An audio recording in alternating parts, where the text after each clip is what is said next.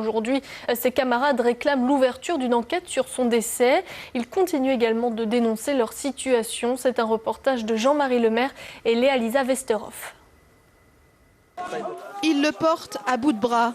2000 personnes au moins se pressent pour accompagner le corps d'Abdelwahab. Le jeune homme de 27 ans est mort le matin même. Il n'a pas survécu à ces brûlures. Autour du cercueil, la foule est immense. Ses proches, mais aussi des centaines de diplômés chômeurs sont là. Abdelwahab était l'un des leurs. Ils sont choqués par la violence de son acte et s'interrogent. C'est une catastrophe. Maintenant, nous, on veut les coupables. Tout simplement, on veut juger les coupables. Qui est coupable? C'est aussi la question que posent ces jeunes diplômés au chômage. Le lendemain de l'enterrement, ils sont 1 millier à battre le pavé à Rabat. La victime, bac+5 et au chômage, s'était aspergée d'essence pour menacer les autorités. Abdelwahab Zedoun a finalement pris feu en tentant de secourir un autre chômeur qui s'était immolé. Alors, suicide ou accident? Nous cherchons à faire une enquête pour ce qui s'est passé. Zedoun, c'est pas un fou.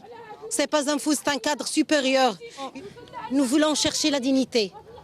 Nous ne voulons rien du tout. La dignité, le travail, c'est un droit qui était ratifié dans toutes les conventions internationales, dans la déclaration des droits de l'homme. Travailler, c'est d'abord ça la revendication de tous ces jeunes. Ils manifestent presque tous les jours, comme ici, sur le toit d'un bâtiment de l'éducation nationale. Car depuis 15 ans, les promotions universitaires se succèdent sans déboucher sur un travail. Au Maroc, 27% des diplômés universitaires sont sans emploi. Moi, personnellement, j'ai passé 20 ans d'études en passant par le primaire et en arrivant à l'université. Et j'ai un rêve d'avoir un travail, de constituer une famille, de vivre en dignité surtout. Et donc, je me choque aujourd'hui, je sors dans les rues et je manifeste pour décrocher un poste. Un poste de fonctionnaire, car avec des formations souvent inadaptées et un secteur privé qui recrute peu, l'administration publique est devenue un refuge.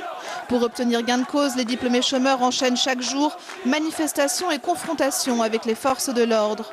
Une pression qui pendant 10 ans a porté ses fruits. Pour calmer la rue, les gouvernements successifs ont tous procédé à des embauches directes et répétées de milliers de fonctionnaires.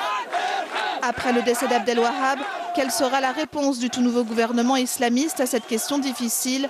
Le ministre de l'Emploi n'a pas souhaité nous répondre. Un silence qui maintient la rue en ébullition. C'est son premier spectacle solo en France. L'humoriste algérienne Biouna est sur les planches du théâtre.